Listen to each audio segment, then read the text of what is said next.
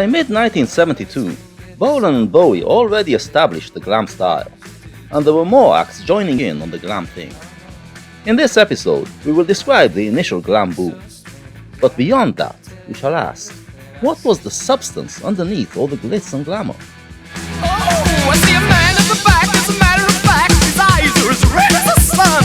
And the girl in the corner, let no one ignore her, 'cause she thinks she's the passionate one. Oh, yeah, it's like lightning, everybody was frightening. To the casual viewer, glam seemed like a pure pop thing, some silly fun for the teenagers. It was that, but there was more, lots more. There were deep philosophical, psychological and social issues explored in it, some of which we already discussed, others we shall analyze throughout the series.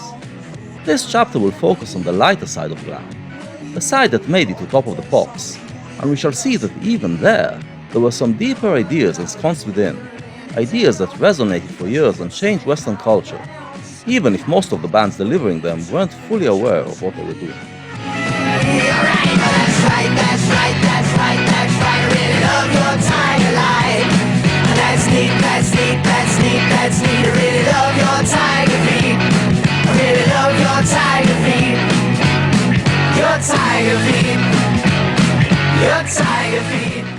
When we come to analyze the essence of the pop music style, the first thing we should ask is, what is the experience at its heart? Every style has an ecstatic experience that defines it, and for its adherents, it becomes the center of their world. They are transformed by it, want to relive it, and build their identity around it. The records created in that style are judged by their ability to create this experience. In this chapter, we will try to convey the glam experience.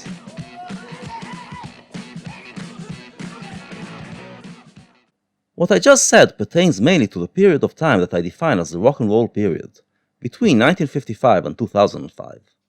In those 50 years, Western culture was dominated by the youth, and pop music was its main form of expression. It begins with the rock and roll Big Bang of 1955. So first, we will ask, what was the ecstatic experience at the heart of rock and roll, and why did it resonate so strongly?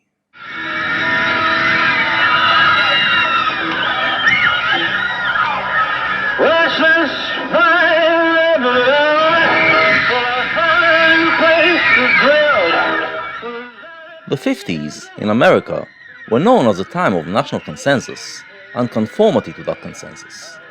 The left and the right came together and agreed to work on progressing towards an enlightened society, as the left wanted, while maintaining Christian values, as the right wanted. The result was a highly repressive society, which pressured everyone to conform to the norm. At the same time, it was an affluent society, which bombarded teenagers with products aimed for fun. Life was already good, and it didn't make a lot of sense that you should suspend your fun in order to work for some speculative ideal future, either in a utopian society or in the afterlife. The youth felt this paradox, but had no words to express it, until rock and roll came and expressed it in music. The rock and roll experience is that of an eruption, as if your soul was trapped inside your body, and now bursts out of it in a gleeful scream. It was the first musical style that was based on electricity, which gave it enormous power, helping all the pent-up energy to erupt. The lyrics of many rock and roll records were just gibberish, trying to express that feeling that had no words to express itself by. It was more powerful than anything these kids knew, and, in time, it completely transformed Western culture. Among other things, this was the birth of youth culture. Rock and roll gave kids the feeling that they can determine their own rules, and don't have to conform to society's norms. Throughout the rock and roll period, there existed a youth culture that was at odds with the grown-up culture. Kids who grew up during that period felt compelled, for a few years before they entered the adult world, to be part of this youth culture. Pop music was the center of that culture, the place where its values were formed and developed, and the ecstatic musical experiences were its spiritual content. Looking back, the 50s rock and roll stars look like archetypes for everything that came in rock music in the 50 years that followed. Who was the archetype for glam? Well, there was Elvis Presley, once he was dubbed the king of rock and roll, and started to adorn the regal style that befits a king. Elvis was the main inspiration of Marc Bolan when he was a boy, and he developed his own flamboyance by imitating him. But the quintessential archetype was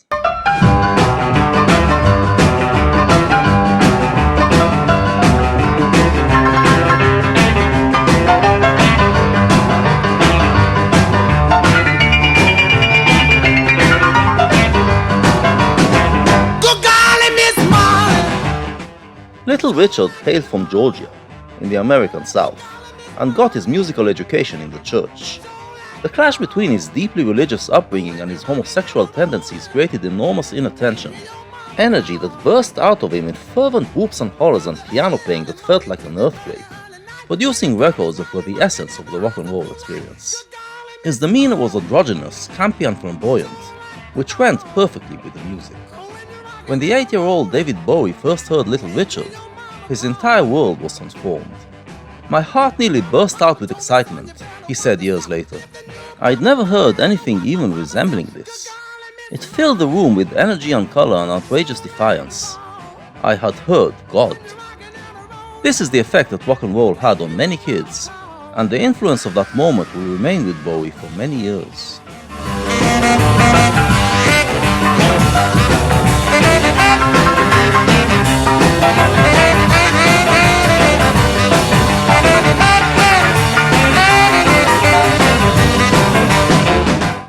The Culture Guardians, however, were less impressed. They correctly perceived rock and roll to be a threat to their order, but failed to understand why. They perceived rock and roll as releasing the base urges, and thus reversing the course of human progress and taking us back to the jungle. They didn't realize that within the ecstatic screams, a new worldview was budding, a worldview that was an alternative to the modern paradigm of progress towards a perfect future. The reason why the rock and roll experience was so powerful was that the kids felt the modern paradigm as repressive, and the eruption of rock and roll felt like breaking out of it. The weaker the modern paradigm became over the years that followed, the more the rock and roll experience lost its potency. Is she really going out with him? Oh, there she is. Let's ask her. Betty, is that Jimmy's ring you're wearing? Mm-hmm. Back in the 50s, no one understood this yet, so the Culture Guardians had the upper hand over the rock and rolling kids. Eventually, rock and roll was muzzled, and by the early 60s, became tamed. The music industry was back in control, and channeled rock and roll's energy towards pop music aimed at teenagers. This music obeyed the old standard of having professional lyricists writing clever lyrics, professional composers putting them to well-crafted music, and polished young singers recording the songs with the help of professional producers. The result was a lot of good youth-oriented music, some of it subversive and maintaining the rock and roll spirit, but not the rock and roll experience.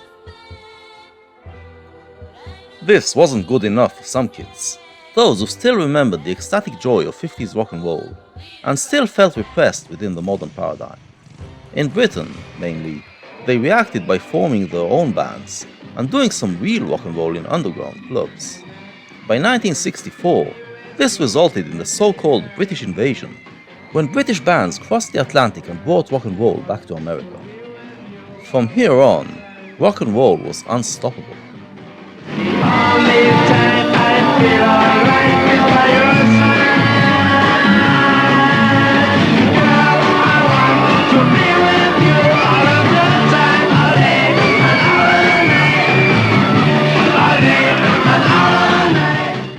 But the thing about ecstatic experiences is, they don't last.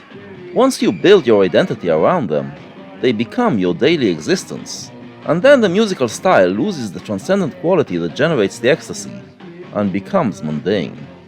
By the mid-60s, youth culture started to look for new experiences. It was also looking to establish itself as a true alternative to the adult world. No longer just short outbursts of rebellion, but a more durable way of life. The result was the birth of the rock experience. In rock, the electrified eruption is toned down a bit, becoming a sustained and powerful drive. Rock is about living life on a more intense level than regular folks, being on a constant high even when you're not achieving full ecstasy. Let it roll, baby, roll. Let it roll, baby, roll. Let it roll, baby, roll. Let it roll.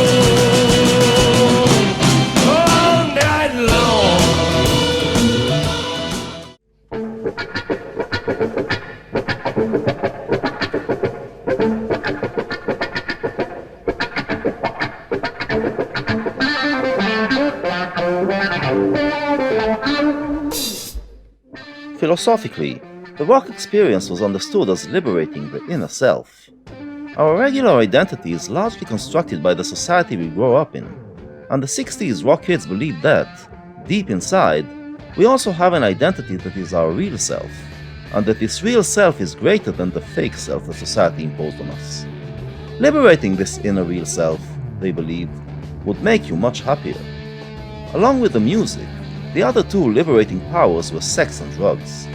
The orgasmic sexual outbursts of 50s rock and roll were now seen as juvenile, and the name of the game became liberating the eros, which, since Freud, was seen as the life force within us. The US and UK, where most of our story took place, were two very sexually repressed societies, and the liberation of the eros was seen as helping to liberate our true nature, our true self, and ensuring that life would be more intense and joyful. Meanwhile, psychedelic drugs were seen as liberating the mind that has been dulled by conforming to the bourgeois mentality.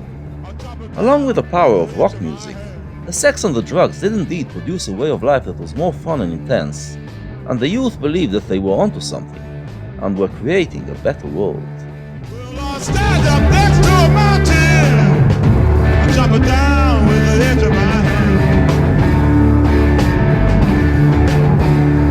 I pick up all the pieces to make an island, but if it rains a little sand, 'cause I was with a child, Lord knows I'm a voodoo child, baby. Again, though, it didn't last.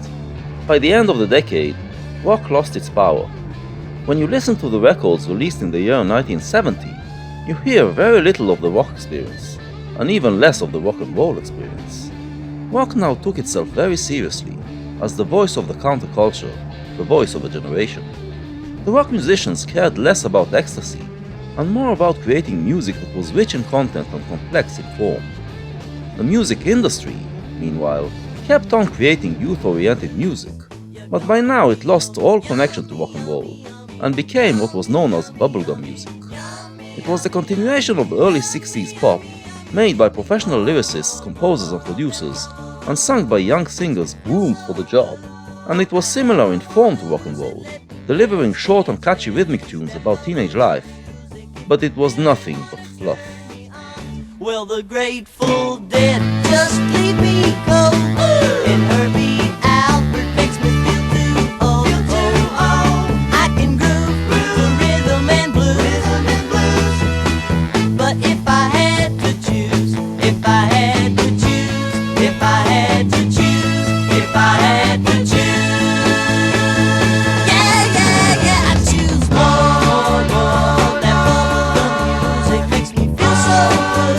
Oh, I never wanna lose it. You get why this was sneered at by the counterculture. In fact, any singers that didn't sing their own songs, or at least songs written by their own band members, were not accepted in the rock world. The idea that one person would write the lyrics, another the music, and the third would sing it, was unthinkable and would immediately stigmatize you as belonging to the bubblegum pop world. There was, however, one exception. Reginald Dwight, like Bolan and Bowie, was born in 1947 in a London suburb, and like them, he spent the 60s playing in little-known rock and roll bands. He was a gifted pianist since early age and received years of classical education, but the wild piano playing and outrageous style of Little Richard was the thing that really captivated his mind. He was well respected on the scene for his piano playing with his band Bluesology, but he grew tired of life on the road without any real success, and decided to try his hand at a solo career. Problem was, Reginald Dwight wasn't the name for a rock star, so, around the time that Bolan and Bowie did, he changed his name and became Elton John. But there was an even bigger problem. While in Bluesology, Elton already showed himself as a talented composer but not much of a lyricist, so he needed help writing his solo music. He found it in Bernie Taupin, a teenage poet infatuated with American culture, and they started writing songs together. Like in bubblegum music, then, the music was written by a team of lyricist and composer, but in this case, the composer himself was the one who also performed it, and the result was nothing like bubblegum. has broken, my beads have all slipped through.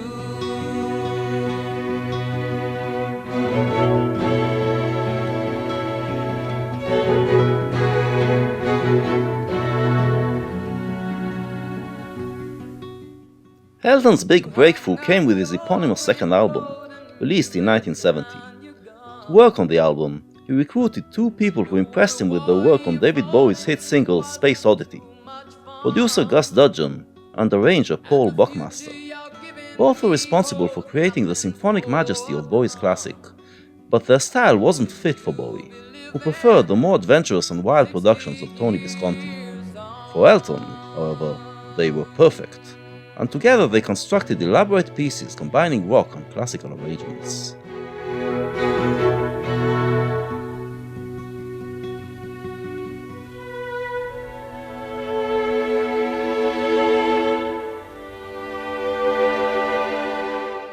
The formula proved to be a massive success. Elton came just in time to ride two trends in the rock world of 1970. One was the switch to a more confessional style, as the expression of the inner self was now done not through explosive tirades against the world, but in intimate ballads in which the singer bared their soul. The so-called singer-songwriters sang their songs with minimal accompaniment, and were seen as telling the story of their generation. Elton didn't write his songs and his accompaniment was not that minimal, but the songs that Taupin wrote, and his candid singing style, made him close enough. The other trend was so-called progressive rock, that wished to turn rock music into an art form. Elton's pieces sounded like chamber music for the electric age, and went very well with the prog mentality. He emerged as the first big star of the new decade, the future of rock. Magdalena plays the organ, plays just for you. You caught a lamp that burns so low when you are passing through. Elton kept on working with Dudgeon and Buckmaster through 1971, making more well-crafted pieces out of Taupin's celebration of everything American. But he started to yearn for the fun of playing wild rock and roll music with a rock and roll band. And there was someone around who showed the way. You're windy and wild, you got the blues in your shoes and your stockings. You're windy and wild, oh yeah. You're built like a car, you got a In 1971, T-Rex infused rock and roll energy into the bubblegum scene and brought teen pop back to life. Elton joined them on piano for this Top of the Pops Christmas special, giving his seal of approval for this new glam phenomenon. One of Elton's virtues, which would remain consistent throughout his illustrious career, was using his star power to promote new talents, and the first to enjoy it were Bolan and Bowie. They, in turn, opened up new venues of self-expression before him. A closeted gay man, Elton was always a fancy dresser, and would already dress up pretty flamboyantly in his live shows. Glam allowed him to take it to the next level. Since he didn't have rock star looks, and couldn't prance around on stage like the guitar players, he had to find some other way to wow the audience, and being outrageously fabulous was the ticket. His wardrobe became crazier and crazier, his piano playing started to resemble the antics of Little Richard, and his musical style became wilder. He kept working with Gus Dudgeon, but Buckmaster's clever symphonic arrangements had to go. Elton started moving towards glam, and the first sign was this April 1972 hit single, clearly influenced by Space Oddity. I miss the earth so much, I miss my wife. This lonely outer space, on such a timeless flight.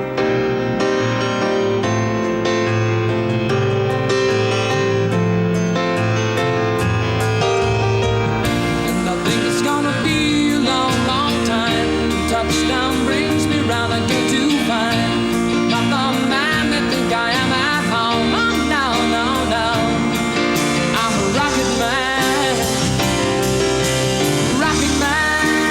burning out his fuse out here alone.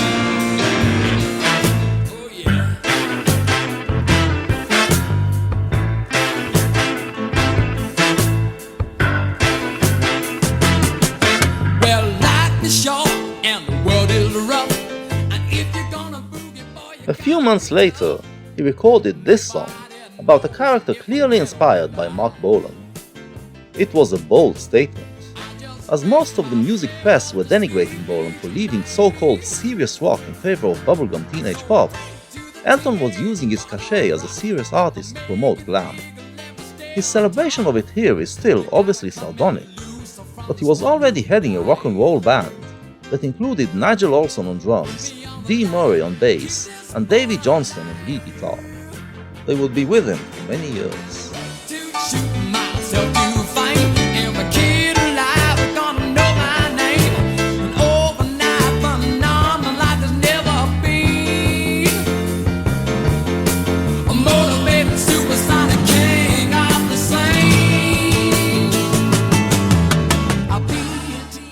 Another established rock star who helped push glam was the star himself, Ringo Starr. The most flamboyant Beatle, Ringo always remained true to the spirit of early rock and roll, even as his three partners became increasingly arty and pretentious. Ringo was always there to keep them grounded, reminding everyone not to take things too seriously. Glam, whose very nature was to poke fun at rock seriousness, was right up his alley, and he used his money to produce an hour-long movie about T-Rex, which came out in late 1972, called Born to Boogie. Some people like to rock. Some people like to roll. But moving and a grooving's sure gonna satisfy your soul.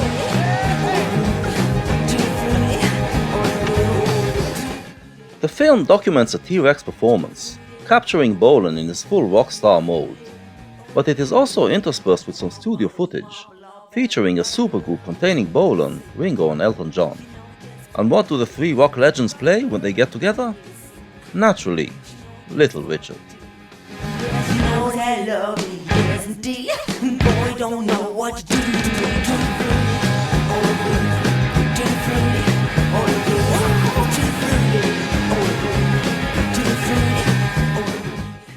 A wop wop a loom up, lab bam boom, shouted Little Richard in 1955. Just a way of saying, I can't explain what it is I'm feeling when I'm singing rock and roll, but I know that it is the greatest feeling ever, so I'm just going to put a few syllables together to let it out. Youth culture then spent years trying to figure out what a wop wop a loom up meant. What was it that generated that incredible feeling? And hippie rock thought that it found the answer, that it was the liberation of the real self. Glam was there to claim that the hippies got it wrong, that their rock sound was a step in the wrong direction, and that the music that they made failed to match the power of rock and roll. In late 1972, Elton released a single that decried the loss of those glorious years of early rock and roll.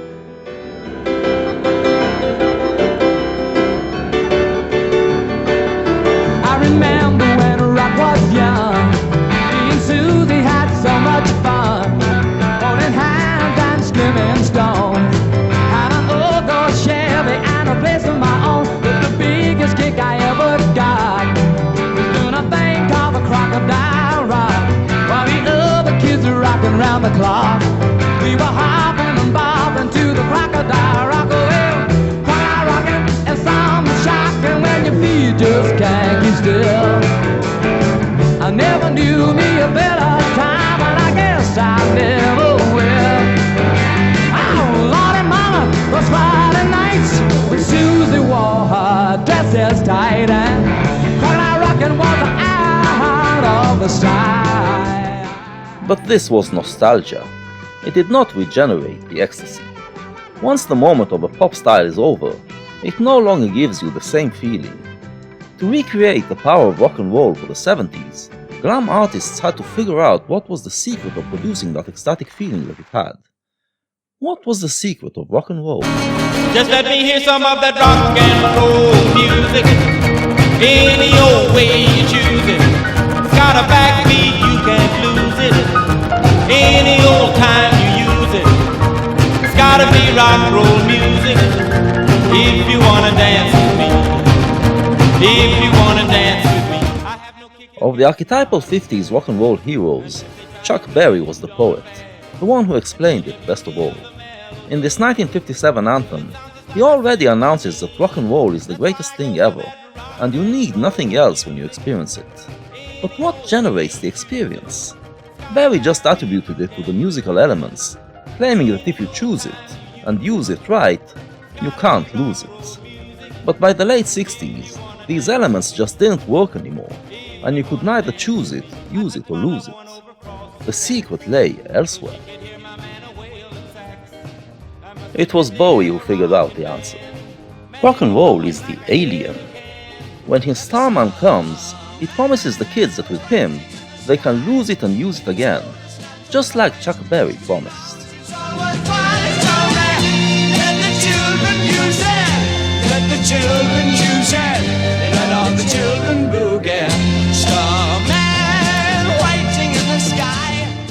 But for that, you have to open yourself up to the alien. Let it transform you. The rock and roll experience was born when 50s white kids opened themselves up to black rhythm and blues, music that was completely alien to their logic. They grew up in the modern paradigm that told them that they are part of the project of the maturation of man, taking him away from the jungle and towards a fully civilized and enlightened society. But they felt that there was something faulty about this logic, and that the jungle contained secrets that they wanted to explore. Every musical revolution that followed in the 60s obeyed the same formula. It was brought about by one culture fusing its music with the music of a culture that was alien to it, which it previously despised. The result was liberation, brought to the height of ecstasy by the pounding rhythm and eruptive power. Repressed parts of their being were let loose, smashing their old identities, generating a transcendent experience which they became hooked on. But then came rock, and instead of fusing with aliens, it believed in development and growth. The hippie counterculture basically fell back into the modern paradigm, believing that rock can bring utopia. To bring back rock and roll, then, the glam artists had to figure out how to be alien to hippie rock.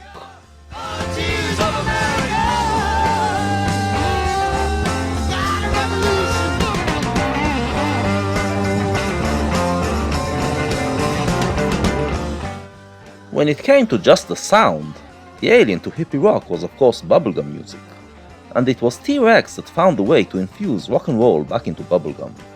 In 1969, while touring the US, Bolan met and befriended Mark Volman and Howard Kaylan of the Turtles, a band that started out in the serious style of folk rock, but then began satirizing the over-seriousness of the rock world. Bolan found immediate affinity with them, sharing the same Jewish humor. They carried on as a comical duo under the name Flo and Eddie, and proceeded to provide high-pitched backing vocals to many T-Rex records, making them sound a bit wacky, like a parody of a serious rock band. This could easily come off as cheesy if it wasn't for the powerful wall of sound created by Visconti and the rocking guitar riffs. Into this novel mix, Bolan peppered many quotes and allusions, both musical and lyrical, to the classic records of Elvis Presley, Chuck Berry, Little Richard and Eddie Cochran, and updated rock and roll for the 70s. This combination of bubblegum, rock and roll, and hard rock messed up the stereotypes, generated a new thrill, and provided a template for the glam sound.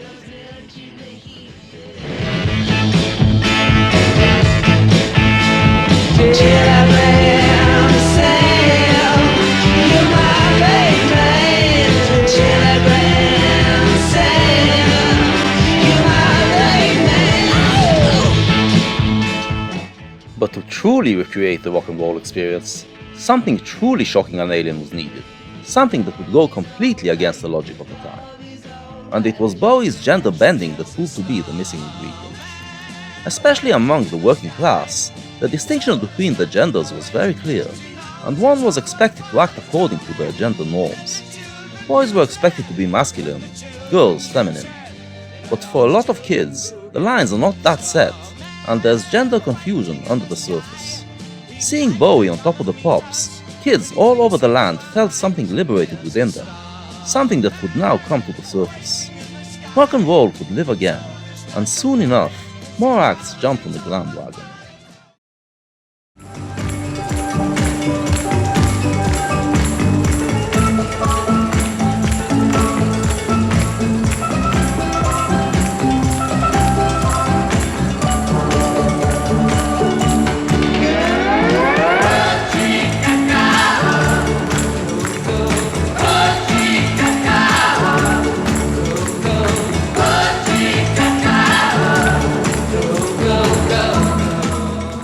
In 1971, the Sweet were just your typical bubblegum group, singing teenage-oriented music with simple repeated lyrics and catchy hooks, created by the songwriting duo of lyricist Nicky Chinn and composer Mike Chapman. But in 1972, under the influence of T-Rex, their music started to gain a harder edge, and by the end of the year they were an all-out glam outfit. Wigwam Bam, released in September, still has bubblegum elements, but the boys are wearing glitter under the eyes, Bolan style, and rocking it out. With their next single, Blockbuster, we already get the high-pitched backing vocals, the thundering stomping sound, the glittery outfits, and the campy, androgynous look. Chinn and Chapman, henceforth known as Chinny Chap, found their winning glam formula, and from here on, almost everything they wrote was a blockbuster. Does anyone know the way? Did we hear someone say? We just haven't got a clue what to do. Does anyone know the way? There's got to be a way to Blockbuster! You might be wondering, how is it that the Sweet, a bunch of working-class, hot-blooded straight males, agreed to adorn this androgynous look? Bassist Steve Priest was particularly notorious for his campy capes and makeup, but the other members of the band also adopted feminine manners. What convinced them, and the other glam acts, that this was a good idea? Let's let the originator himself, David Bowie, explain it. Decades later, he fondly recalled how he got the very working-class lads of his band to assume the androgynous, glamorous look of the Spiders from Mars. Amazing what it does to you when you drag up for the first time, isn't it, Tom? It can be a lucrative career for a while, anyway. No, I tell you what was even funnier, though, was getting my band to put the clothes on. Because my band were all from Yorkshire. These guys all came from Hull. You know, we're going to play a rock and roll band, they like the songs and all that. And I said, yeah, it's great. So, do you want to see what we're going to wear? Oh, yeah, right. Not way. Bloody right, I'm not putting that on. I said, no, believe me, you'll look great. It'll really suit you. Yeah, right. And so I don't know how I did it, but I managed to talk them into doing it. A couple of nights later, we'd done a couple of shows, and all these girls were all over them. And suddenly the dressing room procedure was really different. It's right. Who's got the blush? Hey, Trevor, have you finished with that mascara? It was a phenomenal thing. When we talked about the rock and roll experience until now, I was talking mainly about boys. Boys felt that rock and roll liberates something within them, something that then became their identity. Girls experienced it slightly differently. The male rock and rollers were not seen as models to identify with, but as sexual fantasies. In the highly repressed society of the 50s, they allowed girls to release their pent-up sexuality, and it came out of them in uncontrollable orgasmic squeals. The sexual revolution of the 60s made sex more mundane, so rock and roll no longer had that liberating effect. But when teenage girls saw the androgynous, otherworldly glam rockers, it awakened something in them that they didn't even know was there, and the squeals returned. There was something new, however. The androgyny opened up a space for girls to start doing rock and roll as well. Until then, female rockers were reduced almost exclusively to the role of singers, of songs usually written by males. Glam was the moment when they could traverse the gender lines. First of all, they affected the style from behind the scenes. Bolan's wife June and Bowie's wife Angie both had a big hand in designing the androgynous look of their men. They were, in the words of Bernie Taupin, the seamstress for the band. But some women took center stage as well.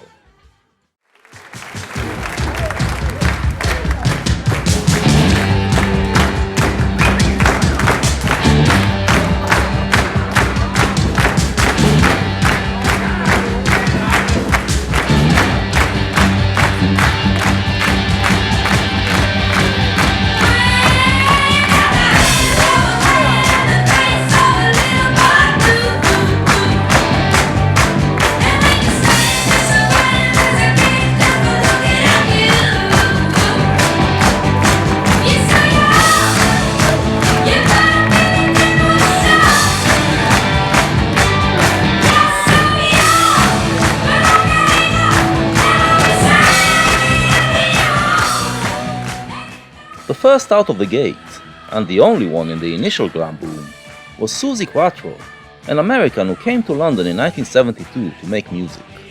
Her first single was in classic rock style, but then she teamed up with the Chini Chap team who wrote a string of hits for her, and became a glam rocker.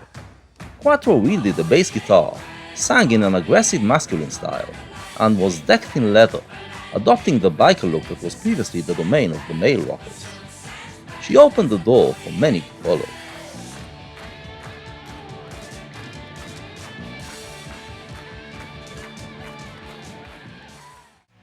Glam, then, revived rock and roll.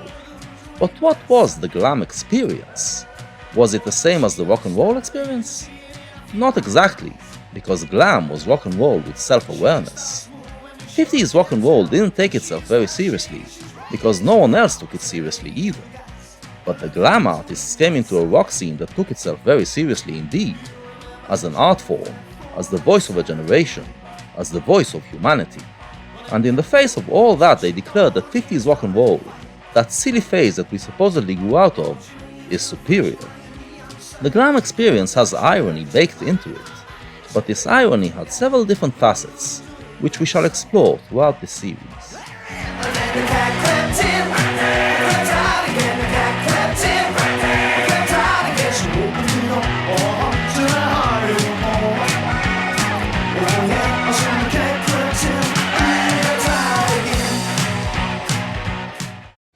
This can be heard in the vocals.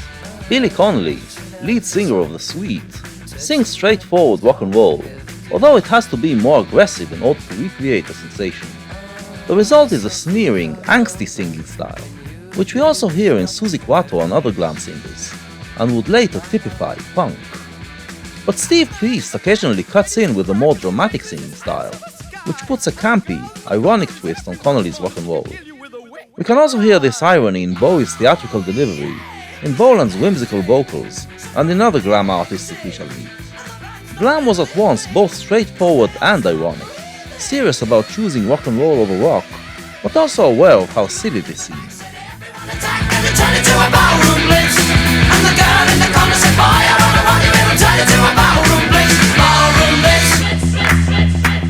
One difference between glam and classic rock was that while the latter strayed away from ecstasy, the former never did. This is why, looking back, we see that while the hippies were dismissing glam as teen idol fodder, the glam acts actually rocked harder than most classic rock bands. Glam delivered not only its version of the rock and roll experience, but also its version of the rock experience. With the larger-than-life characters that the glam artists assumed, they also needed songs to go with them, songs that described them as living life on a more intense level and generating the rock experience. Then she walked in looking like dynamite. She said, now come along, we're gonna through the night. And by the way, she's moving well dynamite. Might she not be young? Move like a cat, jaws like a ram, sting like a beetle. Baby, I wanna be your man.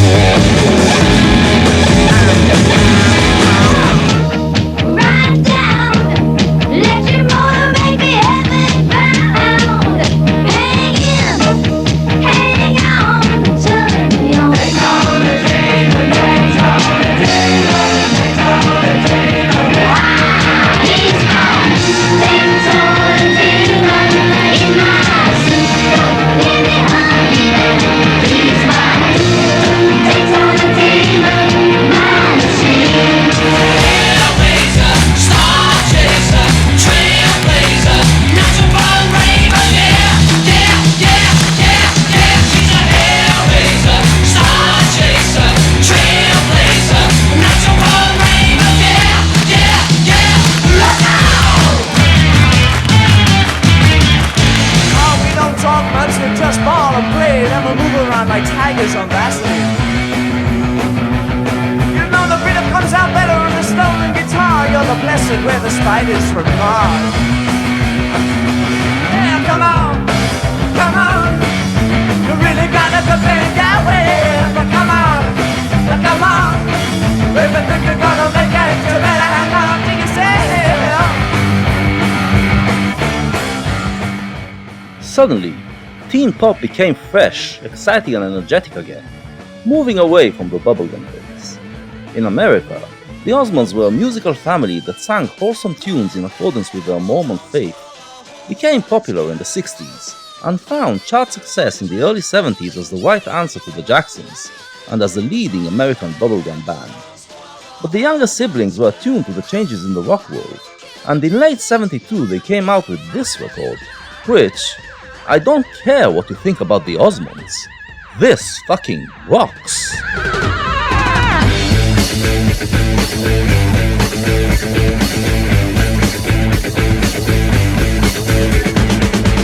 There's a message floating in the air, control.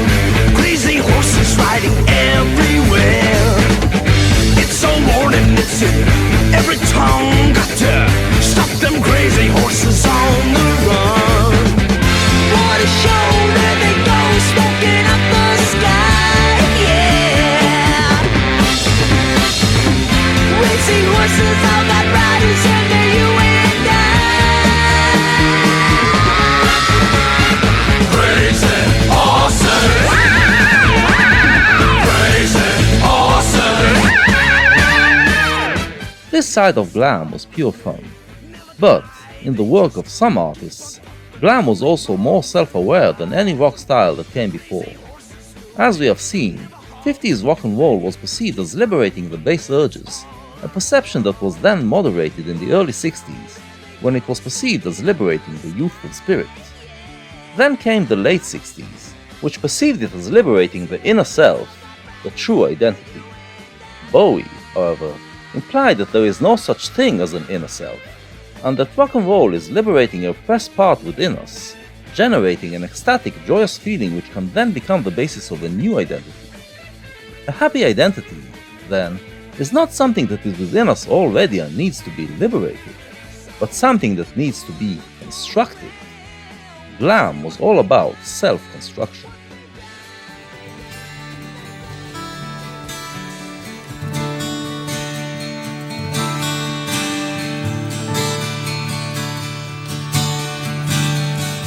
Everybody's a dreamer, and everybody's a star, and everybody's in movies. It doesn't matter who you are. In the first part, we discussed the star-building machine that was Golden Age Hollywood. Hollywood created hundreds of stars, and the public was transfixed by them. By the early 70s, most of them were forgotten, but for a few dozen, the opposite occurred. Their light only grew bigger, and they became legends. They have outgrown their era, and felt much bigger than contemporary movie stars. For the glam rockers, they became models of how to construct a larger-than-life image. On the cover of The Slider, Bolan appropriates the look of Ted Abara, the first Hollywood figure to receive a star-building treatment, but he is dressed as the Mad Hatter, hinting at the ironic twist that glam was to put on the concept of stardom. Bowie, meanwhile, already appropriated the Greta Garbo iconic image for his Hunky Dory album cover. Many glam records, and other records of that time, contain references to Hollywood stars and their aura. You can see all the stars as you walk down Hollywood Boulevard. Some that you recognize, some that you haven't even heard of. People who worked, suffered and struggled for fame. Some who succeeded. The difference is that while Hollywood stars had their characters built for them by the studio system, the glam rockers already grew up on the Hollywood myths and implemented them to create their own characters, with made-up names like Mark Bolan, David Bowie and Elton John, not to mention Ziggy Stardust. Speaking of which, there was one glam rocker whose name and image captured the essence of glam even better than Ziggy.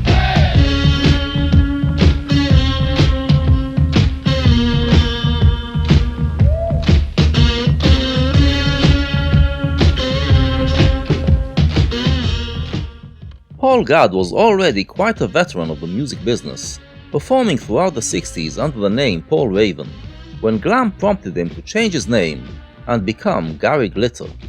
In late '72, he released a record called Rock and Roll, yet another nostalgic look back at 50s rock and roll. And on the B-side, instead of recording a different song, the producer decided to just turn the A-side into an instrumental, containing only the occasional chant rock and roll. The effect was that instead of nostalgia, it sounded like a rallying call to the revival of rock and roll. At some point, radio DJs realized it and flipped the record, and the B-side became a hit. This meant that Glitter had nothing to sing in his first ever Top of the Pops performance, but that only gave him a chance to show his great showmanship.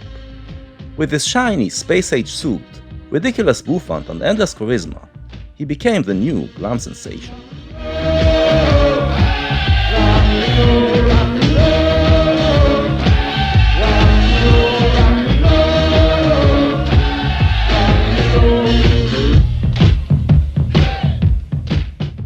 Until now, we talked about the glam artists, but glam, of course, was also a youth subculture, another one in the string of youth subcultures that emerged since the 50s and revolved around musical styles. Every subculture had a group identity, which was a visual representation of the ecstatic experience at the basis of the musical style. But glam was different from what came before, and to understand how, let's look at another band that came to prominence at the time, a band that rose out of the ashes of one of the leading mod bands of the 60s, namely the Small Faces. When singer Steve Marriott left the band, they recruited guitarist Ronnie Wood and singer Rod Stewart, also mods, and the new lineup shortened its name and became the Faces. The Faces rose to fame around the same time that Bolan and Bowie did, and the flamboyant Rod Stewart seemed to be their rival. But the Faces were more mod than glam, and did not generate the same enthusiasm among the youth. They were simply not in tune with the spirit of youth culture in 1972, and we shall try to explain why.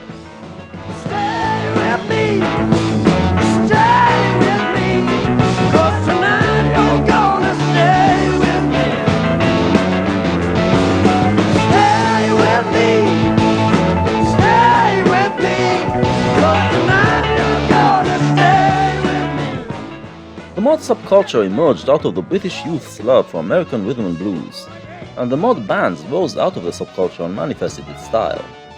But then came the hippies, and said that being a subculture wasn't good enough. A youth subculture exists in rebellion against the mainstream culture, but doesn't wish to replace it. The hippies prefer to be a counterculture, one that claims to present an alternative to mainstream culture and to eventually replace it. Glam was the brainchild of Mark Bolan and David Bowie, two former mods who then became hippies, but eventually felt that the counterculture approach sapped all the fun out of youth culture, and yearned to return to the subculture model. Glam, then, was the first youth subculture that consciously chose to be a subculture, and that's the crucial difference separating it from the mods and the other youth subcultures that came before. In contrast, the Faces did not rebel against the hippie mindset by returning to basic rock and roll, but continued within the vein of classic rock, updating the mod look and attitude to go with the attitude of the counterculture. I'm just a man. I'm just doing all the things that make the children cry. With my NASCAR. Another thing that distinguished glam was that it was consciously manufactured by the artists. Bolan and Bowie didn't come out of the glam subculture. They created it. All the ingredients that they put into their personas, rock and roll, androgyny, stardom, otherworldliness, camp irony, became the look for a new group identity, the basis for a new subculture. But once the subculture was there, it was just as real as any youth subculture that came before, and just as fun. My heart, there's a house that can hold just about all of you. Not all mods, it should be said, were swept away by the hippie mindset after 1967. Some of them chose to remain in a subculture, but for that, they had to change their style and adopt a new group identity, a group identity that accentuated their commitment to life in a group.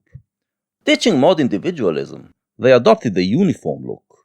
Against the hippie long hair, they buzz-cut their hair as short as possible, and they emphasized the fact that it was them against the world, carrying blunt weapons and wearing heavy boots designed to bash your head in if you went against them. By 1969, the skinheads were the new sensation, the new youth phenomenon that put dread in the hearts of the parents and the establishment. Musically, the skinheads liked to dance to Black American and Jamaican music, and did not form their own bands. Nevertheless, there was one band that tried the skinhead route. From Wolverhampton came the rock band Slade, that was struggling to find an audience in the late 60s until they were signed by the manager Chas Chandler, known for being in the trailblazing rhythm and blues band The Animals, and then as the manager who introduced Jimi Hendrix to the world. Chandler, then, already contributed greatly to both the mods and the hippies, and now he realized that there was a new youth subculture out there that had no music to represent it. He signed Slade and gave them a skinhead look.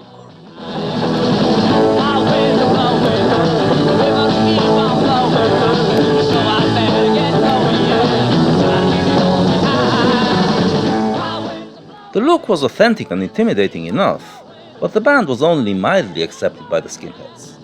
Meanwhile, the skinheads were not accepted at all by society, mainly due to their hooliganism on the streets and in the football terraces, and were hounded by the authorities. It caused some of them to grow their hair a bit longer so they won't be so easy to spot, and to form a new group identity that was known as Suede Heads. The look was no longer so uniform either, and they could show some individual style. This was the look that influenced the style of Alex and the Droogs in Kubrick's A Clockwork Orange. The skinheads kept updating the look, and when glam came along, some adopted it. As for Slade, they let their hair grow long and started dressing up in gaudy outfits.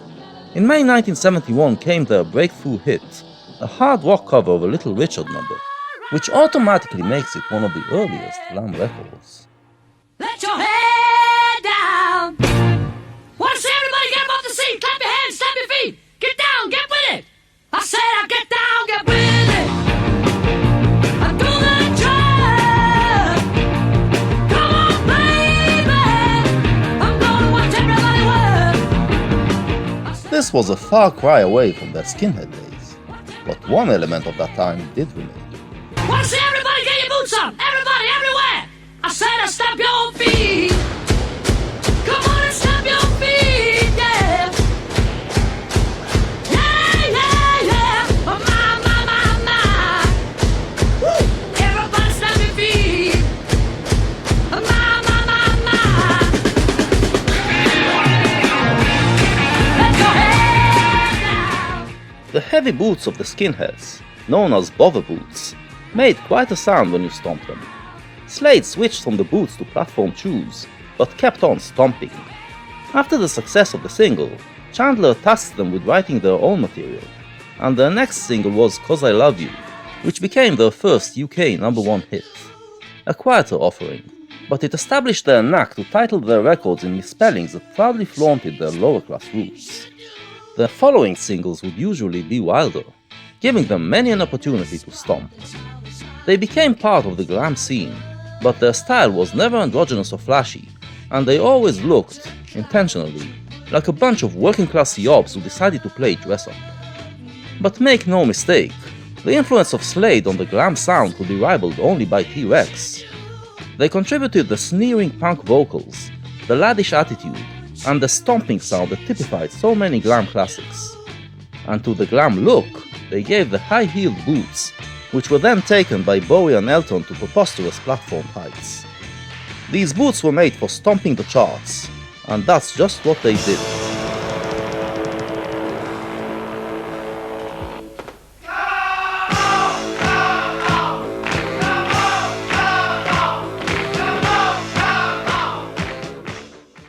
This Gary Glitter hit shows how glam was different. Skinhead gangs had no leaders, based on solidarity between equals, and the mod scene may have had faces, those who were cooler than the rest, but every mod aspired to create their own style, not follow any leader. In glam, the star established his unique style, and the fans would adopt it. There was room to express your personal taste, but your look made it clear which glam star you were idolizing. Imitating them gave you the opportunity to show in what way you were different from most people, and to be larger than life while doing so.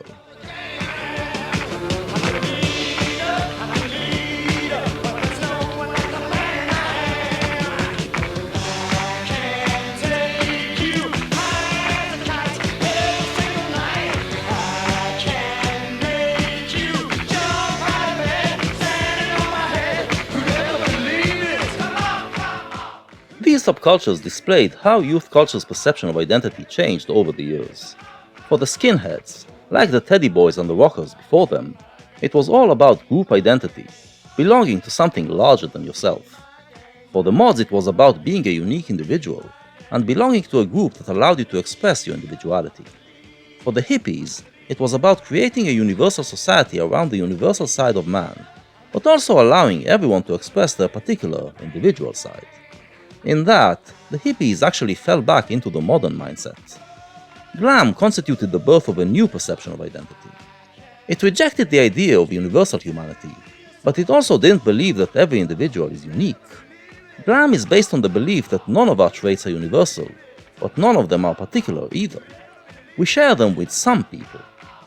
Some of these traits have no expression in culture until someone finds a way to express them and becomes the star, the one who allows those who share these traits to express themselves as well. They then form a group identity and experience a joyful existence for a while.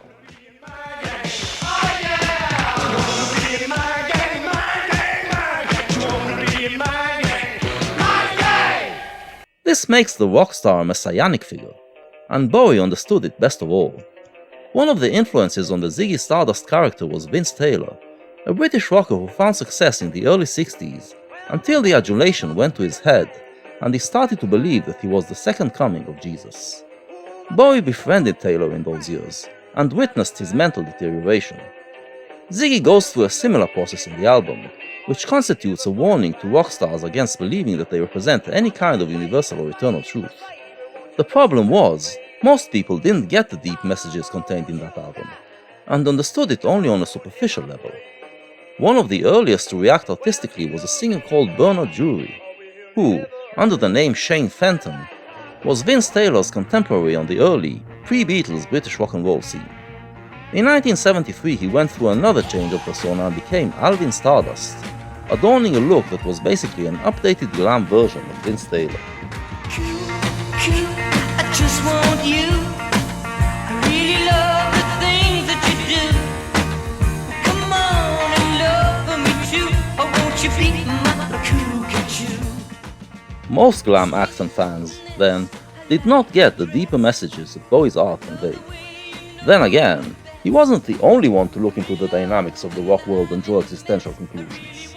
The Who, in 1969, already put out the album Tommy, a rock opera about a pop culture hero who becomes a false messiah. Bowie, however, went a step further with his conclusion. They say the joint was rocking, going round and round. Yeah, reeling and rocking, what a crazy sound. Well, it never stopped rocking till the moon went down. Yes, rock stars are not messiahs in the traditional sense of the word, and would end up badly if they presume to be. But they do take their fans to paradise, to a subculture in which life becomes joyful for a while. When you are in a subculture in its early days, every day seems to bring on new experiences, new ideas, new thrills, new friends, and life becomes a 24-hour party. Time seems to stand still, as you don't have to think about the future, just enjoy the everlasting now. You can hear this sentiment in early rock and roll records like Bill Haley's Rock Around the Clock and Chuck Berry's Around and Around. This doesn't last forever, and is usually over after a year or two. But so what? As Elton John sang in Crocodile Rock, the fact that it ended doesn't kill the memory of the thrills we got while it was happening. And while Elton could do nothing but cry about those bygone days, Bowie took the next step and brought them back. His cover of Berry's Around and Around was supposed to be a track on the Ziggy Stardust album, at the moment when the Ziggy subculture is at its height, but was bumped in the last minute. Doesn't matter, Lady Stardust and Star pretty much cover it, and more importantly, the story actually played itself out in reality, forming a subculture that was really quite paradise.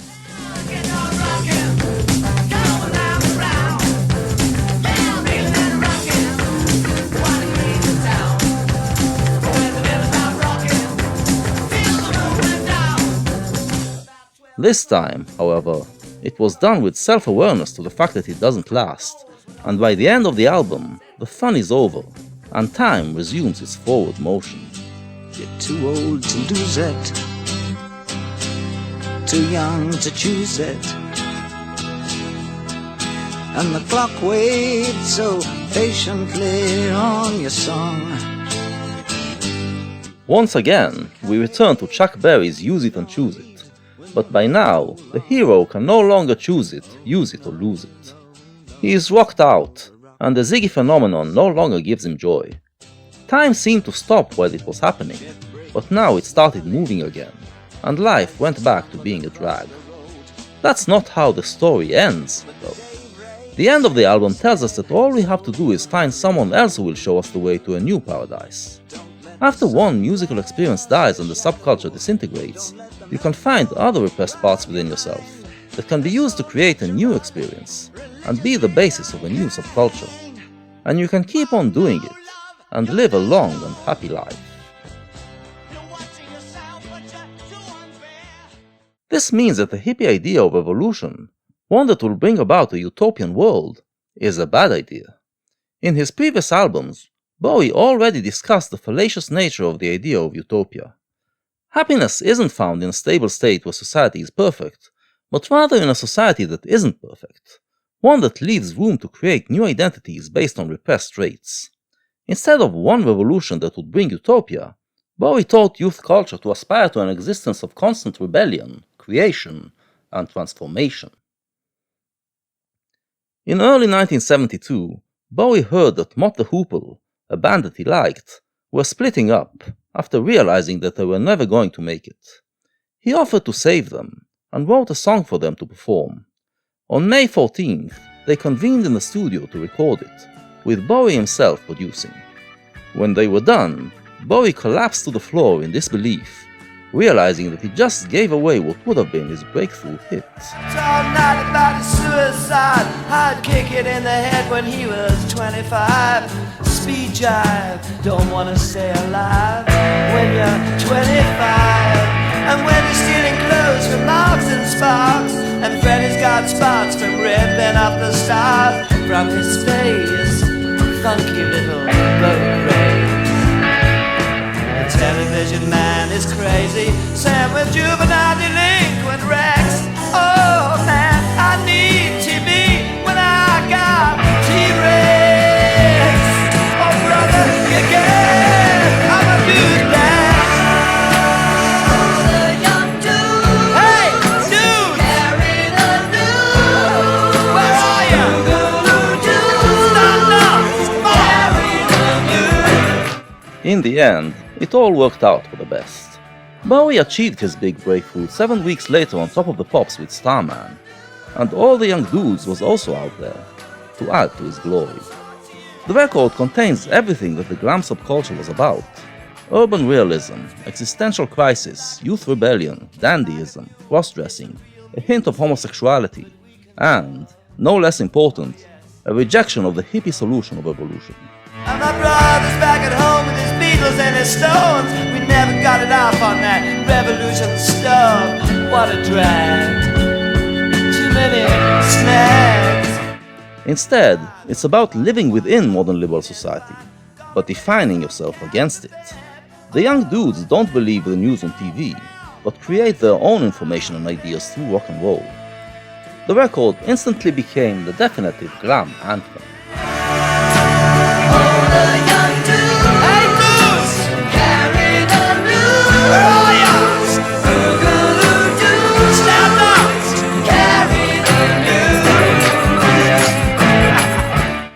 As we've seen, other glam artists were not as reflective and self-aware as Bowie. But his intuitions were shared by others of the young generation, who felt that the 60s got it wrong. Many glam records were anthems that mocked the idea of revolution, and celebrated youth rebellion instead. Join the revolution, get yourself a constitution. Join the revolution now. And recognize your age, it's a teenage rampage. Turn another page on the teenage rampage now. I don't want to drink my whiskey like you do.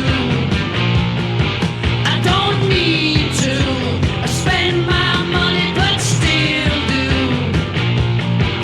Don't stop now.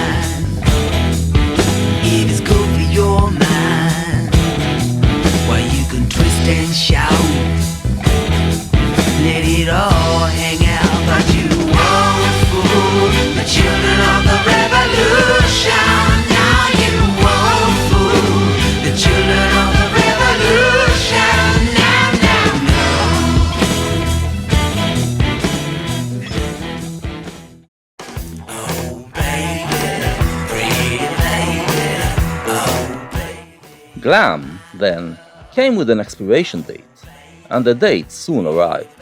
In March 1973, T-Rex released a new album titled Tanks, and it was different in tone from what came before. Bolan was tired and disillusioned with the glam scene. If you know how to rock, you don't have to shout.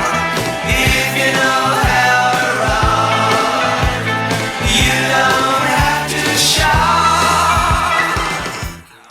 If you know how to rock, you don't have to shock, he sings, a clear dig at all the glam acts that relied mainly on provocative visuals.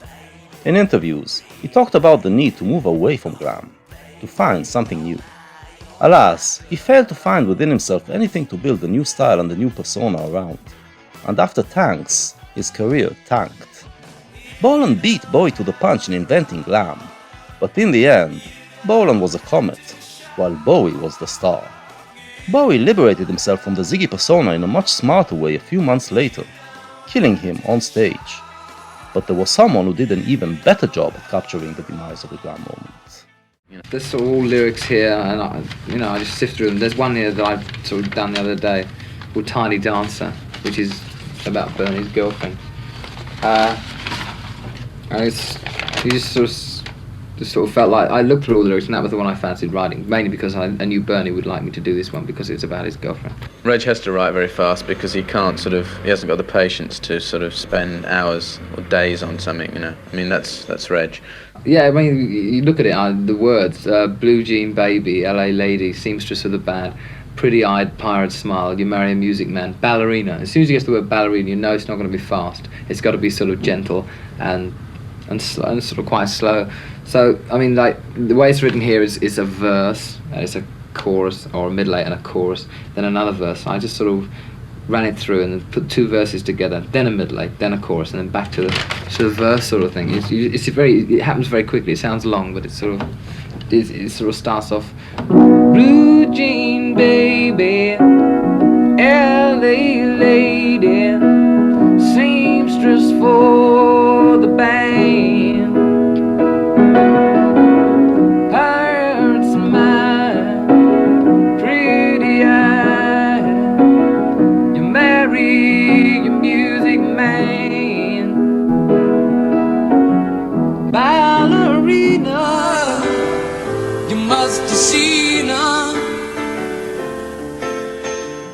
This early Elton John footage documents his and Taupin's creative method, which will serve them for decades. The problem with this method is that it largely prevented them from making any deep statements, or be self-reflective. Bernie wrote poetry that didn't have much to do with Elton's life, and Elton would then rearrange the lyrics in a way that fit his composition, but often neutered it from its meaning. Their records usually don't connect to the culture around them, don't reflect their time and place. When it doesn't work, the result is quite pointless and forgettable. Fortunately, Elton's talent is such that when it does work, it transcends its time and place, becoming a timeless classic of the type that only he can produce.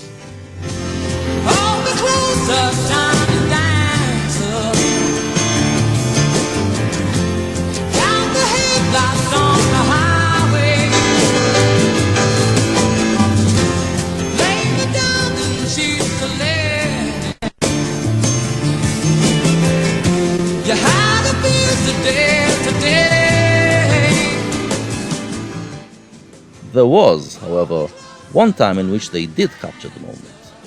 By 1973, Elton was a full-blown glam superstar, the most colorful peacock on the scene.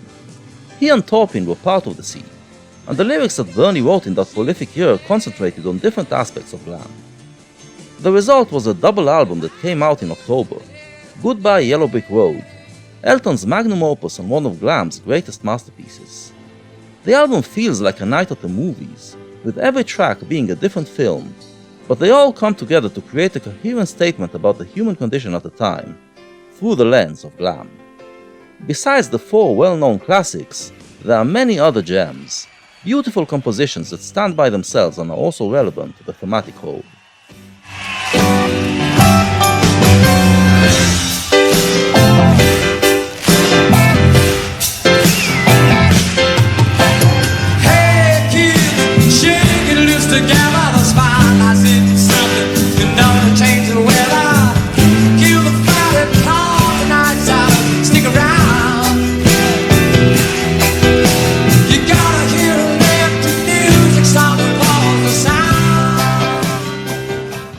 One theme of the album is the fleeting nature of the musical experiences, told through some thunderous rocking numbers.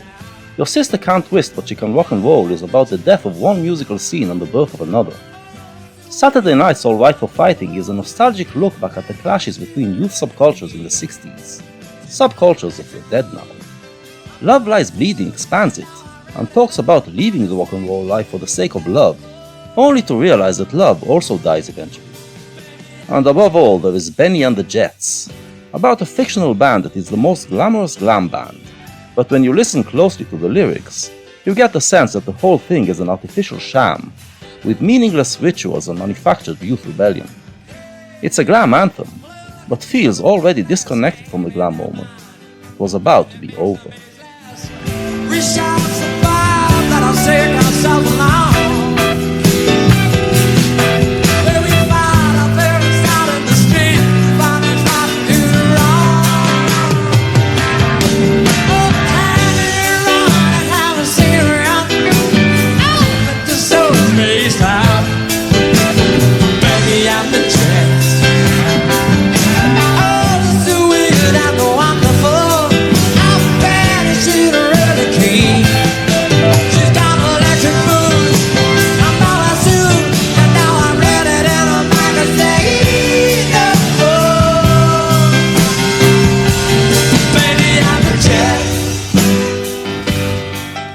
Another theme is the breakdown of the myth of constructing a heroic persona influenced by classic Hollywood. The bittersweet "I've seen that movie too" is about living life as if it was a movie, which here doesn't come off as heroic, but as being deceitful. Sweet Painted Lady is about a prostitute who makes herself pretty to star in other people's sexual fantasies, just so she can find some fleeting human contact. Social Disease and Dirty Little Girl are about people who fail to find a persona that works, and have deteriorated into living very unglamorous and miserable lives. The cinematic The Ballad of Danny Bailey is about a 30s American gangster who became a pop culture hero like other gangsters of that decade, only to have his life cut short by a gunman. Roy Rogers is about people watching the films of the glamorous singing cowboy Roy Rogers, but not as a model that they emulate, merely to escape their own dreary lives for a while.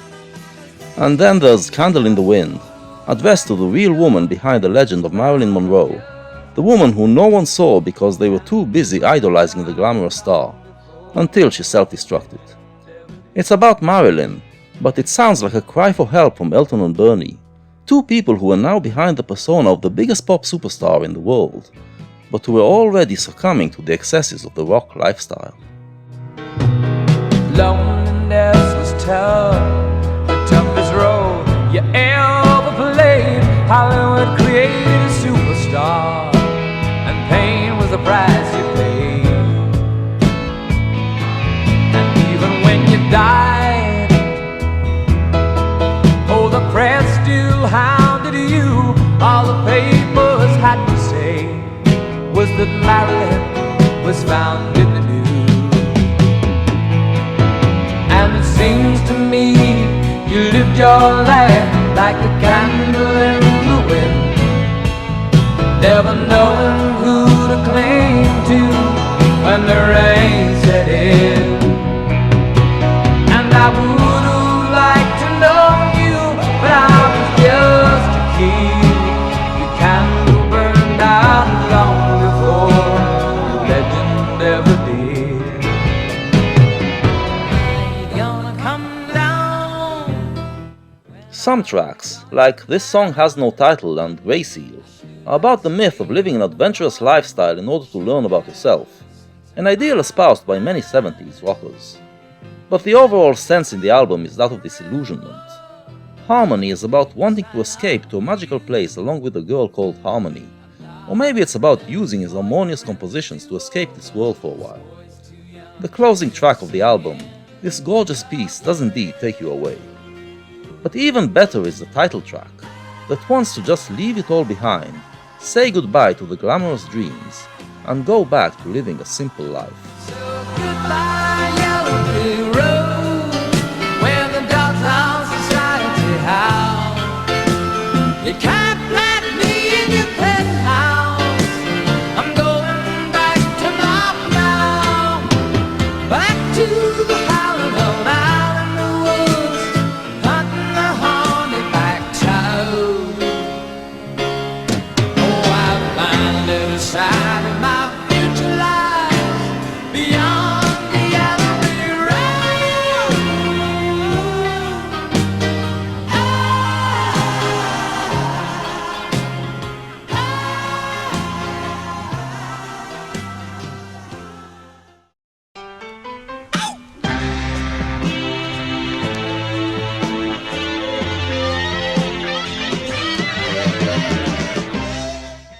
By 1974, it was obvious that the thrill was gone. Glam managed to reignite the teenage dream of rock and roll for a while, but now it was all over. All that was left for glam's originator to do was lament it.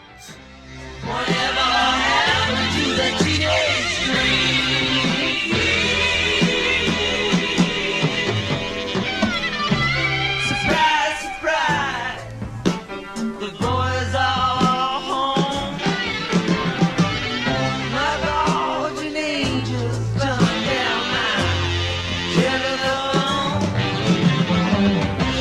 The heat's on, mister, can't you hear it scream? Whatever happened to the teenage dream?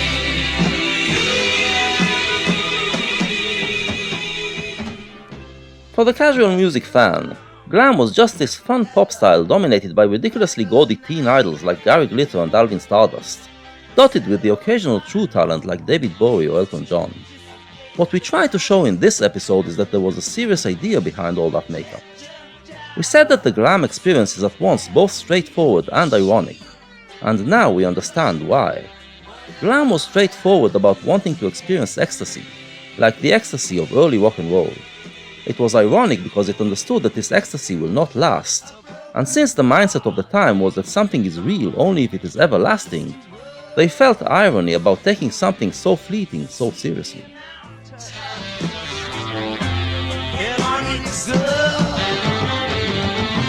These prison bars were very hard to clean. Whatever happened to the teenage dream? But, as we have also seen throughout this episode, there was one artist who went deeper, one for whom the irony came from a different place. David Bowie, as we discussed in the previous episode, realized that the modern mindset was crumbling. Deeper still, he realized that this meant that the belief that something is real only if it is everlasting has become groundless. His irony was in speaking the modern, or even the religious tongue, in which messiahs take us to an everlasting paradise, and undermining it in favor of an understanding that all paradises are only temporary. He made the transition from the mindset of the modern age, in which the idea was to create an everlasting paradise in the future, to the mindset of what I call the pop age, in which we look for paradise in the fleeting present. The pop age, as I define it, started around 1915, and its first 50 years were a transitional phase from the modern age, which ended around 1965. I call these 50 years the Hollywood period. In the Hollywood period, the modern mindset was already decaying, manifesting itself in self-destructive modern art, in totalitarian regimes, and in ideological and brutal wars. The pop mindset was emerging, and in the Hollywood period, it was about enjoying all the things that the modern world invented in order to make the most out of the moment. The rock and roll period, which started around 1955, updated it, and made it about the extended moment. So, while the jazz musicians of the Hollywood period improvised on the spot, and never played the tune in the same way twice, the musical styles of the rock and roll period did try to repeat themselves. What they were trying to repeat, however, was not the musical piece, but the ecstatic experience at the basis of the musical style. There is a period of time, lasting a few years, in which that experience takes you to heaven. On the basis of that, you can create a group identity and experience paradise during those years. Bowie was the first to articulate this new mindset in full. This new mindset, however, posed new problems, and Bowie understood that as well. And he was not the only one. There were other artists who also sensed the breakdown of the modern paradigm, who also realized that pop music offers an alternative, and who also knew that this alternative has its share of problems. And these artists, in those years, were also working within the frame of glam rock. In this chapter, we discussed the light and fun side of glam, but it also had a dark and brooding side, and this is what we shall turn to next.